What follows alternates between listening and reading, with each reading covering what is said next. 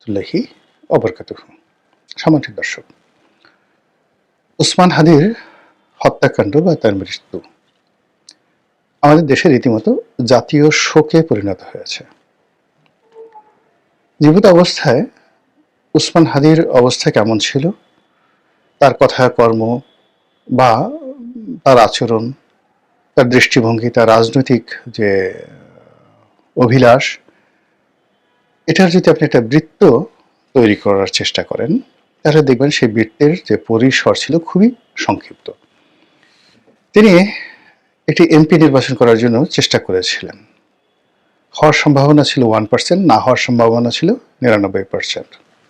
তো বাংলাদেশে 300 জন এমপি তিনি যদি হতেনও, তাহলে সেক্ষেত্রে মানে তার রাজনৈতিক বৃত্তটা কোন পর্যায়ে থাকতো ওই সময়টিতে। আর যদি তিনি না হতেন, পরাজিত হতেন, তাহলে কোন পর্যায়ে যেত। অন্যদিকে যেটা হলো যে তার যে কর্মকাণ্ড, তো তার যে কর্মকাণ্ড, সেই কর্মকাণ্ড তিনি যতদিন জীবিত ছিলেন, আমরা তার ব্যক্তিগত জীবন, তার বাড়ি, তার যে যাকে বলে অধিক্ষেত্র, কর্মের অধিক্ষেত্র, ইনকিলাব মঞ্চ কি করে বা তার সংসার কিভাবে চলে, তিনি কি করে জীবিকা নির্বাহ করেন, কাদের সাথে চলেন, এগুলো নিয়ে আমাদের আগ্রহ মানে সারা বাংলাদেশে যদি ধরেন, সেই আগ্রহ ছিলই না বলতে গেলে। বরং তার কিছু কথাবার্তার কারণে তিনি অনেকের কাছেই দেখা যাচ্ছে যে অপ্রিয় ছিলেন। কিন্তু যখন তিনি আহত হলেন, এখন বিস্ময়কর একটা ঘটনা ঘটে গেল বাংলাদেশে, যেটি ঘটার কথা নয়। এখন আজকে আমি এই ভিডিও যখন করছি, তখন তার জানাজা হলো। ঠিক এই সময়টিতে মুক্তিযুদ্ধের যিনি উপপ্রধান, তিনি মারা গেলেন, ইন্তেকাল করলেন। যিনি এমপি ছিলেন, মন্ত্রী ছিলেন, জনাব এ কে খন্দকার, এবং বিস্ময়কর একজন পার্সোনালিটি। আমি তার সাথে চলেছি, তো বিস্ময়কর, মানে তার দিকে আপনার তাকিয়ে থাকতে হবে মুগ্ধতায়, কিন্তু পৃথিবী জানল না। কিন্তু আজকে এই বাংলার মাটিতে জনাব ওসমান হাদির যে মৃত্যু হলো এবং যে জানাজা হলো, আমি আমার জীবদ্দশায় এইরকম জানাজা দেখিনি। এতটা মানে মানুষের যে অংশগ্রহণ, তাও আবার স্বতঃস্ফূর্ত অংশগ্রহণ, এটাও দেখিনি। আর তার যে আহত হওয়ার পর যে তাকে নিয়ে মানুষের যে শোক, বিহ্বলতা, তারপরে মানুষের প্রশ্ন, মানুষের আবেগ, এটি একটা এক্সট্রিম পর্যায়ে চলে গেছে। তো চলে যাওয়ার ফলে সরকার কি করলো, তাকে বিদেশে পাঠিয়ে চিকিৎসা করা, আবার সেখান থেকে আনা, রাষ্ট্রীয় মর্যাদায় দাফন কাফন করা, এবং ঢাকা বিশ্ববিদ্যালয়ের যে কবি নজরুল ইসলামের পাশে তাকে কবর দেওয়ার যে সিদ্ধান্ত সিন্ডিকেট পাশ করলো, এটি এই বাংলাদেশে অতীতে এভাবে কেউ পারত না। এমনকি যে জায়গাটিতে তিনি সমাধিস্থ হলেন, এখানে কবি নজরুলকে যখন সমাধিস্থ করা হলো, তখনও অনেকে যাকে বলা হয় দ্বিমত পোষণ করেছে, অভিযোগ করেছে যে বিশ্ববিদ্যালয় চত্বরে কেন কবি নজরুল সমাধিস্থ হবেন। ঠিক ওসমান হাদির ব্যাপারে যখন সিদ্ধান্ত হইল, এটি নিয়ে মনের মধ্যে কার কি আছে ডাজ নট ম্যাটার, কিন্তু এই বাংলাদেশে 18 কোটি মানুষের মধ্যে একটা সিঙ্গেল লোক এই মুহূর্তে বাংলাদেশে খুঁজে পাওয়া যাবে না যে এই বিষয়ে দ্বিমত পোষণ করে সামনে এসে একটা শব্দ বা একটা কুক দেওয়ার মতো ক্ষমতা রয়েছে। তো এই যে একটা ভাবাবেগ তৈরি হলো জনাব ওসমান হাদির জন্য, এটার নেপথ্য কারণ নিয়ে আলোচনা করব, সাইকোলজিক্যাল কারণ নিয়ে, মানসিক কারণ নিয়ে আলোচনা করব। আমাদের দেশে যেটি হয় সেটি হলো যে মানুষ যা কর্ম করে, মানুষ যে কর্ম করে, সেই কর্মের 1%ও তার মৃত্যুর পরে আমরা এই পৃথিবীবাসী দিতে পারি না। এটাই বাস্তবতা, এবং এটাই মানে লক্ষ লক্ষ ঘটনার মধ্যে এটাই ঘটে থাকে। আপনি সারা জীবন অনেক কিছু করেছেন, অনেক কিছু করার পরেও দেখা গেল যে মৃত্যুর সময় আপনাকে নিয়ে কোনো আবেগ তৈরি হয় না। যেভাবে বললাম যে এ কে খন্দকার সাহেব, এই একই দিনে তিনি মারা গেলেন যেদিন হাদির জানাজা হচ্ছে, কিন্তু তাকে নিয়ে কোনো মানে একটা উচ্ছ্বাস হয় না। কে গার্ড অব অনার দেবে? নর্মালি তো তিনি বিমান বাহিনীর প্রধান ছিলেন, মুক্তিযুদ্ধের সে উপ অধিনায়ক ছিলেন, পরবর্তীতে মন্ত্রী ছিলেন, এমপি ছিলেন।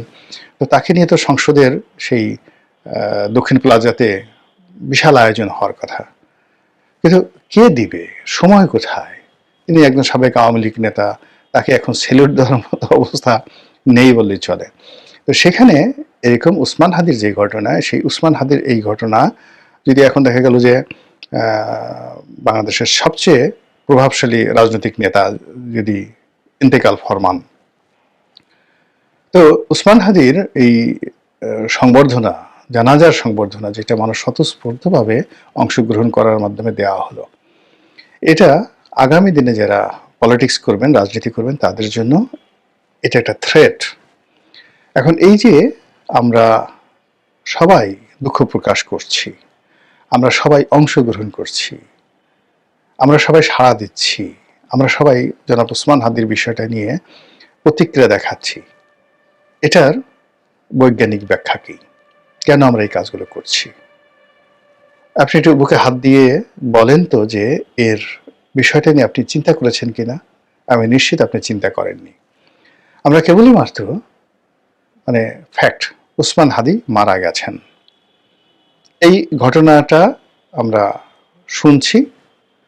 তারপরে এই ঘটনা কেন্দ্রিক যে একটার পর একটা ঘটনা ঘটে যাচ্ছে বা দুর্ঘটনা ঘটে যাচ্ছে, ক্রিয়া হচ্ছে, প্রতিক্রিয়া হচ্ছে, সেইগুলোর সঙ্গে আমরা রেসপন্ড করছি। উসমান হাদি যাকে বলা হয় আহত হলেন, আমরা সবাই কান্নাকাটি শুরু করলাম। উসমান হাদি সিঙ্গাপুরে গেলেন, আমরা সবাই প্রার্থনা করলাম। তিনি লাশে ফিরে আসলেন, আমরা সবাই জানাজাতে অংশগ্রহণ করলাম। তো উসমান হাদির মৃত্যু সংবাদ শুনে আমরা প্রথম আলো পুড়িয়ে ফেললাম, বিভিন্ন আওয়ামী লীগ নেতাদের বাড়ি ঘরে আগুন দিলাম। তারপরে এই যে এতগুলো ঘটনা ঘটলো, এই ঘটনাগুলো ইসে যাকে বলা হয় স্বাভাবিক ঘটনা নয়।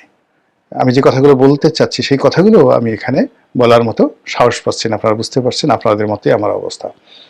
তো এইটা কেন হলো, এটা কেন হলো, এই বিষয়গুলো যদি আপনি দেখেন, তাহলে মানুষের মন নিয়ে, স্বপ্ন নিয়ে, বিজ্ঞান নিয়ে সবচেয়ে এই গত 400-500 বছরে সারা পৃথিবীতে যাদেরকে বলা হয় যে মাস্টার মাইন্ড, মানুষের হৃদয় এবং মন, মস্তিষ্ক নিয়ে যারা গবেষণা করেন, তাদের মধ্যে সিগমন্ড ফ্রয়েড, আবার বলছি সিগমন্ড ফ্রয়েড। তো সেই সবচেয়ে বড় দার্শনিক, সাইকোলজিস্ট, স্বপ্ন বিশারদ, তাকে যদি এখন এই বাংলার এই সময়টা নিয়ে প্রশ্ন করা হতো, তিনি সম্ভবত এই যে অবস্থা, সেই অবস্থা দেখে তিনি যাকে বলা হয় জ্ঞান হারিয়ে ফেলতেন। কারণটা হলো 18 কোটি মানুষ, 18 কোটি মানুষ তারা বিভ্রান্ত, ভীষণ রকম বিভ্রান্ত। এতগুলো মানুষ 1971 সনেও বিভ্রান্ত ছিল না। ওই সময়টাতে মুক্তিযোদ্ধা ছিলেন, যাদেরকে অন্তরস্থল থেকেই মানুষ ভালোবাসত। ওই সময়টাতে রাজাকার ছিলেন, একটা বিরাট অংশ তাদেরকে ভালোবাসত। ওই সময় আলবদর ছিলেন, আসাম ছিলেন, শান্তি বাহিনী ছিল, পাকিস্তান আর্মিদের দোসর ছিল, এবং ঢাকা বিশ্ববিদ্যালয়ের মতো ক্যাম্পাসে পাকিস্তান আর্মির নাম করা সব দালাল ছিল, সর্বজন শ্রদ্ধেয় দালাল ছিল। যারা মুক্তিযুদ্ধ, আপনি চিন্তা করেন যে আমরা যে আব্বাস উদ্দিনকে খুব সম্মান করি না, আব্বাস উদ্দিন, তো শিল্পী আব্বাস উদ্দিন, তার পরিবার মুস্তফা জামান আব্বাসী, ফেরদৌসী রহমান, এরা সবাই পাকিস্তান প্রেমী ছিলেন, এরা মুক্তিযুদ্ধ বিরোধী শক্তি ছিলেন। আমরা এই যে জহির রায়হানের বড় ভাই মনির চৌধুরী আমাদের রামেন্দ্র মজুমদার, ফেরদৌসী মজুমদার, রামেন্দ্র মজুমদারের হলো সম্বন্ধী, আর শমিকা ছাড়ের যাকে বলা হয় বাবা, না শমিকা ছাড়ের বাবা না, মনির চৌধুরী, যে কবির চৌধুরীর হলো যাকে বলা হয় বড় ভাই মনির চৌধুরী, কি ছিলেন? পাকিস্তানপন্থী ছিলেন, রাজাকারপন্থী ছিলেন। কিন্তু এরকম সর্বজন শ্রদ্ধেয়। তাহলে চিন্তা করুন যে 71 সনে যে যুদ্ধ হয়েছে, মারামারি হয়েছে, কিন্তু সমাজটা একটা স্ট্যাবল ছিল এবং যার যার জায়গাতে তারা শতভাগ নিশ্চিত ছিল যে তারাই বিজয়ী হবেন এবং বিভ্রান্ত ছিলেন না কেউ। সবার মধ্যে একটা আশা ছিল। আওয়ামী লীগ যারা করতেন প্রচন্ড স্বপ্ন নিয়ে তারা জীবন বাজি রেখেছেন যে আমরাই জিতব। রাজাকার যারা করেছেন তারা শতভাগ নিশ্চিত ছিলেন যে আমরাই জিতব। ফলে কি হলো, সমাজের মধ্যে হতাশা ছিল না, ক্রোধ ছিল, রাগ ছিল, স্বপ্ন ছিল। বাট অ্যাট দিস মোমেন্ট 18 কোটি মানুষের মধ্যে হতাশা। কেউ তার নিজের অবস্থানে সুখী নয়। একজন সিঙ্গেল লোক স্বপ্ন দেখতে পারছেন না, সামনে এগুতে পারছেন না। প্রত্যেকটা মানুষের মধ্যে সীমাহীন আতঙ্ক। কেউ এখানে আশ্বাস দিতে পারছেন না, প্রশ্বাস দিতে পারছেন না, নিরাপত্তা দিতে পারছেন না, কিন্তু সকলেই ভয় পাচ্ছেন আর ভয় দেখাচ্ছেন একা একা। তো এভাবে 18 কোটি মানুষের মধ্যে সম্মিলিতভাবে হতাশা, দুঃস্বপ্ন, আতঙ্ক, ভয়, অভাব, অভিযোগ, নিরাপত্তাহীনতা থেকে শুরু করে যা কিছু রয়েছে সবকিছু টগবগিয়ে টগবগিয়ে ফুটছে। আর যখন এরকম একটা ভয় থাকে তখন মানুষের মানবিক চরিত্র থাকে না। মানবিক চরিত্র কি? হিদায়া, ভালো এবং মন্দের পার্থক্য করা, ন্যায় এবং অন্যায়ের পার্থক্য করে ন্যায়ের পক্ষে অবস্থান নেওয়া, অন্যায়কে ঘৃণা করা, সত্য কথা বলার দুরন্ত সাহস, যে কোনো অবস্থায় সত্য কথা বলার দুরন্ত সাহস। এরপর আপনার সামনে যখন আলো আসবে, আধার আসবে, আপনি আলোকে পছন্দ করবেন, আধারকে পরিহার করবেন। আপনার সামনে যখন গোলাপ আসবে আর ধুত্রার ফুল আসবে, আপনি গোলাপের ঘ্রাণ নেবেন, ধুত্রার ফুলের দিকে তাকাবেন না। এরকম মানুষের কতগুলো মানবিক গুণাবলী রয়েছে।